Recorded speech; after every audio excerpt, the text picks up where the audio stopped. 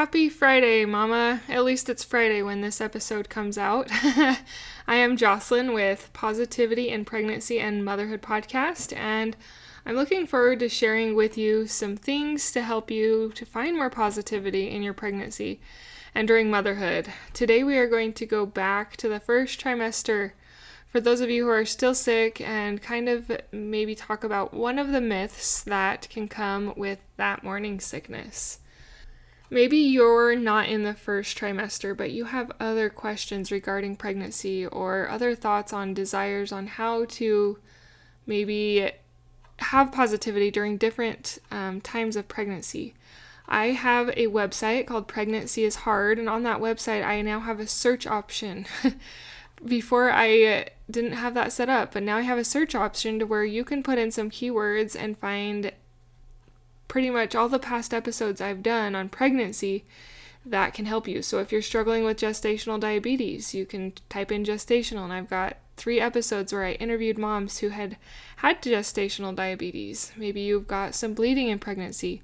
I was able to interview an OBGYN on bleeding in pregnancy.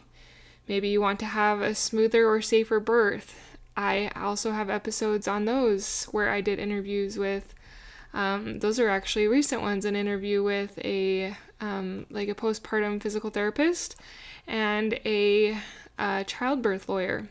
There is ways now with that search option on my website, Pregnancy is Hard, that you can research and search what you're looking for. And if I don't have what you're looking for, please message me. My email is also in the show notes. And I would love to do a podcast or find someone who has expertise on this topic for you in your pregnancy. Anyways, let's jump into today's episode. Hi, I'm Jocelyn, host of the Positive in Pregnancy and Motherhood podcast. I help pregnant women and mothers to find positivity in their season of life through changing their thoughts to work for them and not against them. I help mothers find the small, doable steps in thought and action without making drastic changes to their everyday mom life, and I can help you. Thanks for joining. If you're new here, my name is Jocelyn. I am the mother of now 5 children. I had my 5th baby at the time of this recording about 6 weeks ago. And so today we are going to go back to the first trimester, but in a couple weeks I am going to do a summer on newborn care because that is the phase I am in, and it's about summertime. And so I thought I'd just spend the summer kind of talking about newborn care, because after pregnancy comes a baby. And sometimes that postpartum period after having baby can be just as hard or even harder than pregnancy. And I want to give some insight into find physical and mental ways to get through that period. Some people even call it the 4th trimester because it's a continuation of pregnancy. So we will jump into that in a couple of weeks. We have this week, and then next week I actually have an interview that will air with my doula, and she is so awesome. I highly recommend hiring a doula, especially if you would like a natural birth. She was very helpful, and I'm excited to share her in that episode with you next week, so stay tuned for that. And then, like I say, this summer we'll talk about newborn care.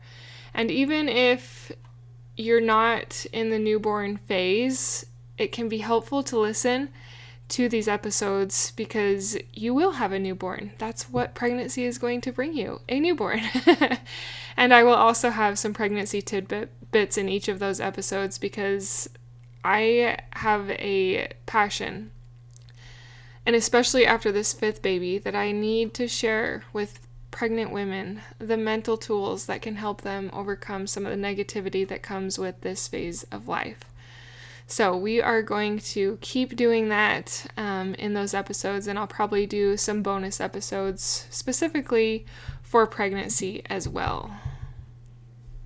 Today, though, I wanted to go back to the first trimester because I've now had more experience with this, and I wanted to talk about whether or not gender, the gender of the baby, does the gender of the baby make you more or less sick? So what are your thoughts on this, and what has been your experience? Have you been pregnant with both a boy and a girl? Did one or the other make you more sick or seem to make you more sick than the other? When I had previously done research on this, it had seemed that a lot of women got more sick with their girls than boys. And actually, this tended to be my experience as well. My first boy, I didn't seem to get very sick with. And then my girls came along and I was very sick, like really sick. I mean, not like go to hospital sick, but enough sick that it was so hard, very hard. And then fifth baby comes around and it's a boy, and I was probably sicker than I have ever been.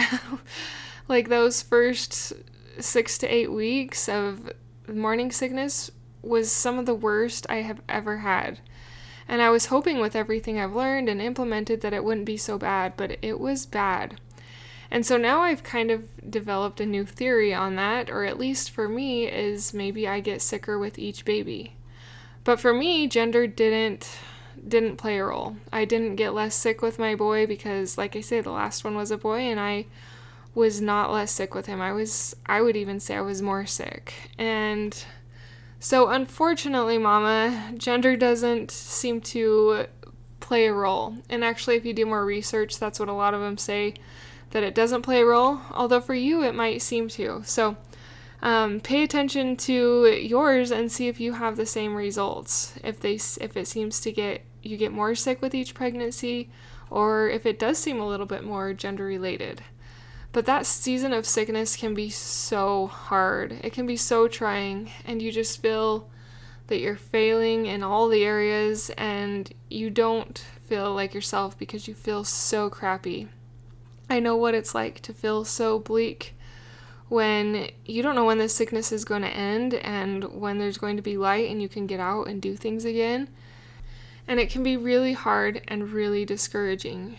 If that is you, if you are in that season right now, and if you are struggling, I encourage you to look into my mini course. It's called a mini course, although it's not very mini because all of the videos and audios are mini. They're less than 10 minutes.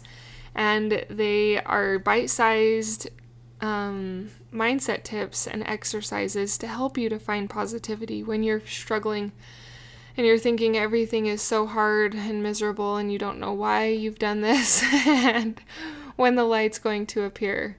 So I actually have exciting news with that too. I finished all of the audios. So if you purchase this course, I have all of the audios for all of the videos done, and they have much less background noise. One comment that I have is I have filmed the videos outside, and sometimes the ambient noise was a little much for a couple of the mamas. So the audios don't have some of that ambient noise like the birds chirping and whatnot. And they are for you to download. You could put these on your phone and listen to them when you are struggling at 1 to 2 minutes at a time, here and there, to help you through this morning sickness phase. I've used my own course for the last 2 pregnancies, but specifically the 5th pregnancy because I was still filming some of the videos in the 4th pregnancy. But this last pregnancy, I utilized my videos, I utilized this course, and it made a difference in pregnancy. I was a lot more positive, I found more beauty in pregnancy, and it was just much more of an enjoyable and special time because I was willing to try to shift.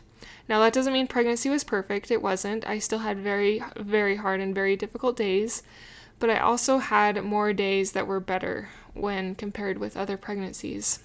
And it is simple things like I talk about in this podcast that can help uplift and change your mental status.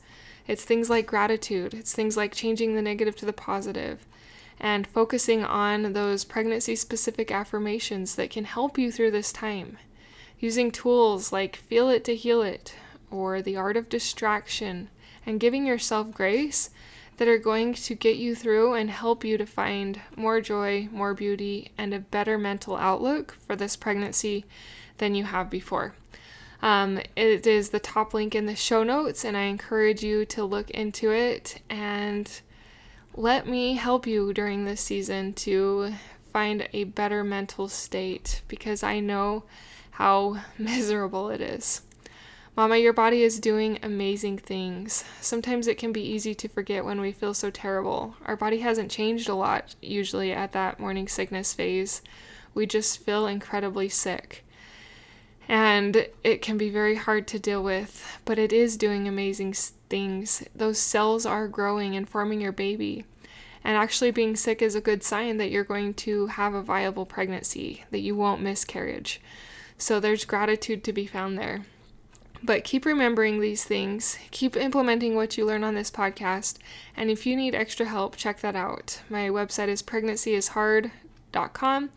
And there is a page called Pregnancy where you can get more information, and the link to it or the direct link is in the show notes. So I am cheering for you. And if you want to also reach out and share with me if genders have affected how sick you were in pregnancy, you can reach out via my email or my Facebook group, which is called Pregnancy is Hard, or my Facebook page, which is also called Pregnancy is Hard.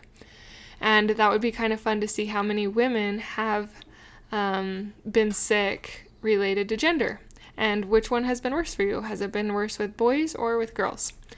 Anyway, that would be kind of fun. Keep up the good work.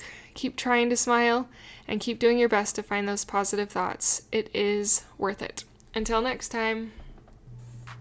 Thank you for being a part of the Positive in Pregnancy and Motherhood podcast, for listening, for sharing, and most of all, for applying these tools into your own life to improve your own happiness so that you can find your own better thoughts for a better you in a positive pregnancy, in losing that stubborn baby weight, and becoming the mom you desire to be through taking small steps in thought and action to reach your goals.